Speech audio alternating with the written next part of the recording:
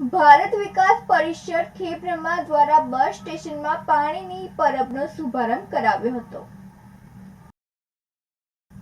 સંપર્ક, સહયોગ, સંસ્કાર, સેવા અને સમર્પણના ભાવના વરેલ ભારત વિકાસ પરિષદની ખેબ્રહ્મા શાખા દ્વારા તારીખ 31/3/2025 સોમવારના રોજ સવારે 9:30 કલાકે સતત ચોથા વર્ષે ખેબ્રહ્માના શ્યામનગર પાસે આવેલા માણેકનાથ મંદિરના મહંત સમીરગીરી મહારાજના હસ્તે ઠંડા મિનરલ પાણીની પરબનો દાતાઓના સહયોગથી શુભારંભ કરાવ્યો હતો। ઉદ્ઘાટન પ્રસંગે મહંતે જણાવ્યું હતું કે જળ એ જ માનવ જીવન માટે જીવન અમૃત છે। ભારત વિકાસ પરિષદે એ ઠંડા મિનરલ પાણીની તરફ શરૂ કરીને માનવ સેવાનું ઉત્તમ ઉદાહરણ પૂરું પાડ્યું છે। એક અર્થમાં આ માનવ ધર્મ છે। આ પ્રસંગે ભારત વિકાસ પરિષદના માર્ગદર્શક ડોક્ટર પરેશભાઈ મહેતા, સેવા પ્રમુખ પ્રોફેસર ડોક્ટર રોહિત જે દેસાઈ, મંત્રી સુરેશભાઈ પટેલ, સહમંત્રી હસમુખભાઈ પંચાલ, ઉપપ્રમુખ મનીષભાઈ કોઠારી, માલજીભાઈ દેસાઈ વર્તુળ, માલજીભાઈ દેસાઈ પરોસડા, પત્રકાર Shaileshbhai Patel, professor doctor Shaktisinh Solanki, ST ડેપોના ભરતસિંહ, ગોપાલસિંહ, સેનેટરી ઇન્સ્પેક્ટર નરેન્દ્રસિંહ તથા કાળુભાઈ સોલંકી વગેરે હાજર રહ્યા હતા। આબિદ ભુરા સાથે નંદિની જોશી, સિટી ન્યૂઝ ખેબ્રહ્મા।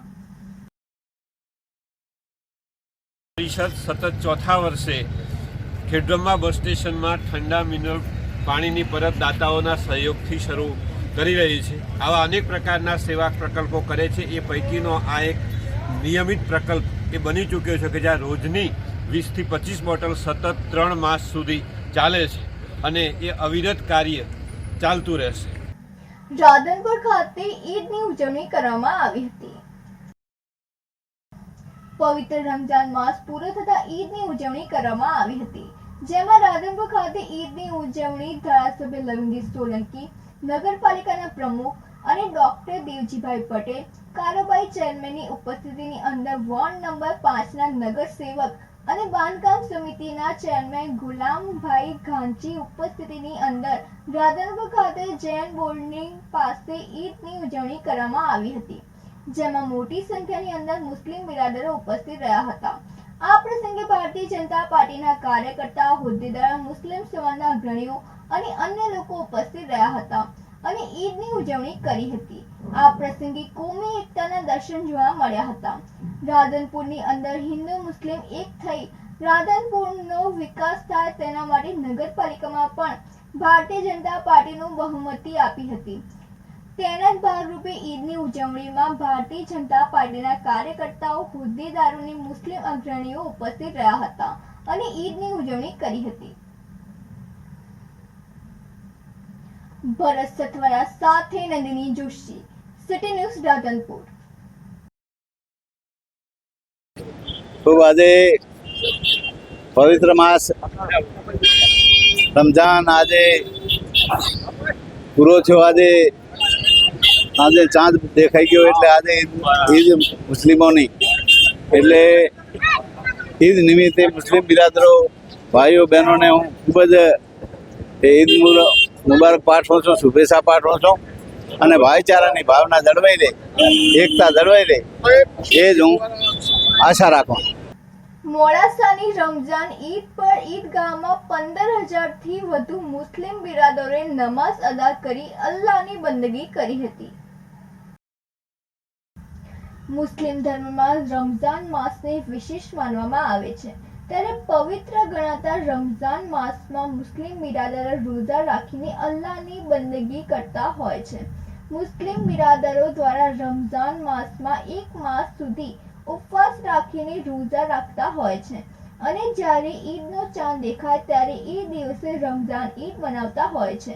ત્યારે 30 દિવસના રોઝા બાદ ચાંદ દેખાતા અરવલ્લીના મુખ્ય મથક મોડાસા ખાતે રમઝાન ઈદની ઉજવણી કરાઈ હતી।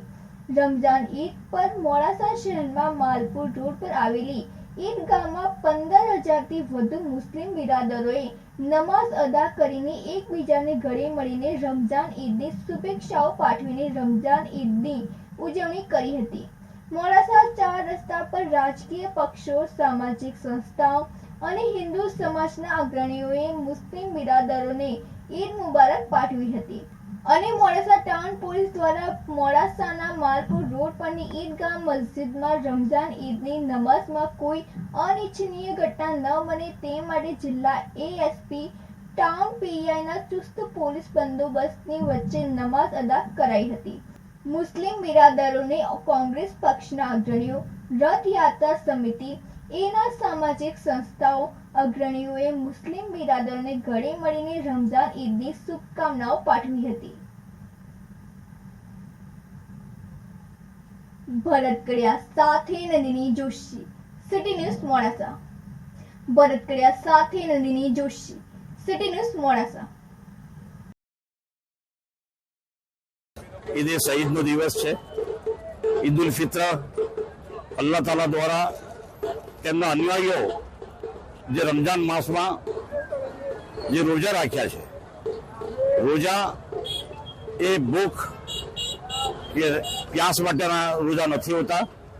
બલિદાન અને ત્યાગ અને લોકોની ભાવનાઓને સમજીને પોતાની જે આંતરિક ઈચ્છાઓ હોય છે એ ઈચ્છાઓને નિયંત્રણ કરવી અને જેને સૃષ્ટિનું સર્જન કર્યું છે તેમની સાથે આત્મસાત કરવો અને આજની આ ઈદ ઉલ ફિત્રની નિમિત્તે હું તમામ ગુજરાતના અને ભારતના લોકોને ઈદ ઉલ ફિત્રની મુબારકબાદી આપું છું.